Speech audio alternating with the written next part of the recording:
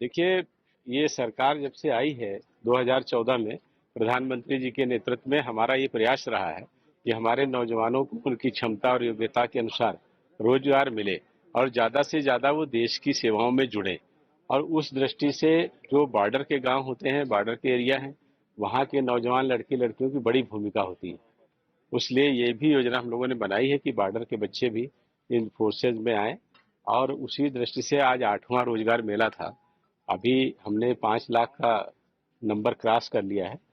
और सरकारी नौकरियों में चूंकि सीमित अपॉर्चुनिटी होती है, तो उस दृष्टि से हम स्वरोजगार के लिए जो प्राइवेट सेक्टर की नौकरियां हैं उनके लिए भी लगातार ऐसी कोशिशें कर रहे हैं कि देश में ऐसा माहौल बने जिससे लोग यहाँ पर इन्वेस्टमेंट करें और उससे भी रोजगार निकले। उसके साथ साथ जो नौजवानों में स्किल है, उस स्किल के माध्यम से वो अपने रोजगार को खड़ा कर सके, स्टार्टअप के द्वारा, मुद्रा लोन के द्वारा। ऐसी सारी कोशिशें हमारी सरकार की है।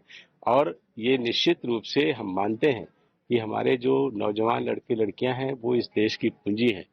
और ये हमारे लिए सौभाग्य की बात है कि इस समय पूरी दुनिया में सबसे ज्यादा संख्या हमारे पास है उनकी। क्योंकि आपने खुद कहा कि सरकार के पास लिमिटेड सोर्सेस होते हैं। 30 साल का माहौल जो आपको कश्मीर में पता ही है कितना यहाँ पर डिस्टर्ब रहा है, इसकी वजह से यहाँ के यूथ को उतनी अपॉर्चुनिटीज नहीं मिली। तो कितना इस तरह की इनिशिएटिव्स लेने की और ज़रूरत है ताकि जो कश्मीर की यूथ है, जहां एक तरफ से गवर्नमेंट भी कहती है, प्राइम मिनिस्टर का भी यही फोकस है कि यूथ को डेवलप करना है ताकि वो उन रास्तों पर दोबारा जाए जो जी उन्होंने 30 देखिए, साल पहले। मैं ये समझता हूँ, मैं आपके प्रश्न का उत्तर दूं उससे पहले मैं आपको ये बताना चाहता हूँ कि कल मैं आया और जो हमने कश्मीर का माहौल देखा वो मुझे देश के किसी दूसरे हिस्से से अलग नहीं दिखा। जिस तरह से मैं देखता था दूसरी जगहों पर, दिल्ली में, लखनऊ के हजरतगंज में जैसी भीड़ होती है, जिस तरह से लोग मोटरसाइकिल, स्कूटर, गाड़ियां पार करते, वैसी ही भीड़ थी। बाजारों में बड़ी संख्या थी। जब हम लोग यहाँ पे गए, मैं कल 3 बजे के बाद मैं काफी यहाँ पर घूमा शहर के अंदर। मैं पहले चश्मा शाही गया, फिर उसके बाद मैं परी महल गया, फिर चार चार चिनार में गया, उसके बाद कबूतर खाने में गया। और सारा डल झील में भी हमने, वहां पर भी हम लोग घूमे। और उसके बाद हम लोग वहां से दाशी गांव वहां गए। और उसके बाद राहबाग में जाकर के हमने डिनर किया रात का। और मैं लौटा हूं 10 बजे के बाद रात में। उसके बाद जब मैं लौट रहा था, उस दौरान भी काफी दुकानें खुली थी। और शहर के अंदर नहीं, गांव के अंदर बहुत सारी दुकानें खड़ी खुली थी।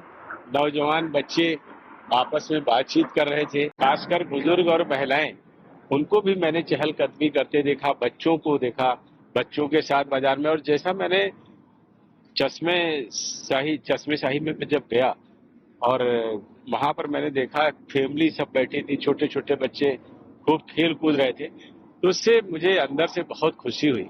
और ये लगा कि वास्तव में एक बड़ा परिवर्तन कश्मीर में आया है।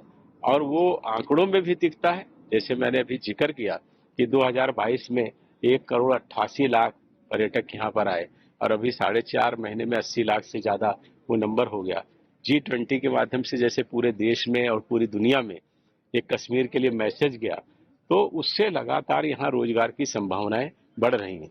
साथ ही साथ सरकार की भी कोशिश है।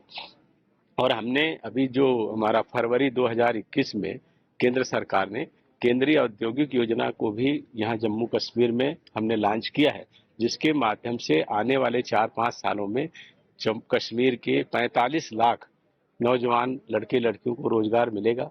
अभी तक जो हमारे पास आंकड़े हैं, 66,000 करोड़ का इन्वेस्टमेंट होने के प्रस्ताव हमको कश्मीर और जम्मू के लिए मिले हैं।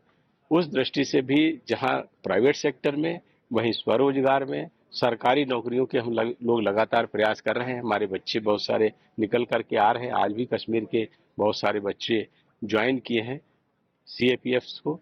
तो उस दृष्टि से सरकार का पूरा फोकस है। और ये मैं कह सकता हूं कि धारा 370 हटने के बाद एक बड़ा परिवर्तन जम्मू कश्मीर में आया है। और कश्मीर में खासकर जिस तरह से रोडों का इंफ्रास्ट्रक्चर हमने खड़ा किया है, गांवों को सड़कों से जोड़ने की बात है, जल जीवन मिशन है, घर बनाए गए, 1 लाख से ज्यादा गांवों में हमने घर बनाए हैं, 13,000 से ज्यादा शहरी क्षेत्र में हमने घर बनाए हैं। जल जीवन मिशन के माध्यम से सबको पीने का साफ पानी मिले, खेल कूद की सुविधाएं बढ़े। और उसके साथ साथ आपको याद होगा 2020 में नवंबर दिसंबर में त्रिस्तरीय पंचायत में जो कभी जम्मू कश्मीर में नहीं हुआ, वो हमने चुनाव कराया था, जिसमें हमारे 34,000 जनप्रतिनिधि चुने गए थे। वो भी अपनी भूमिका को अच्छे तरह से कर रहे हैं। आप सबका भी बहुत योगदान है कश्मीर को आगे बढ़ाने में।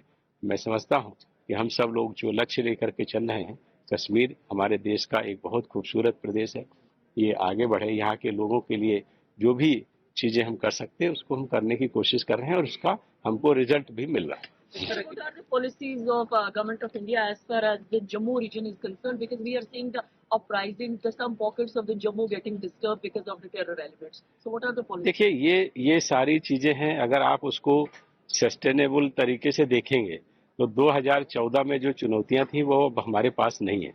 वो चाहे आप देखेंगे आतंकवादी घटनाओं की, आतंकियों के मारे जाने की, या आप देखेंगे कि उनकी अरेस्टिंग की, उनमें धीरे धीरे नंबर वो कम होता जा रहा है।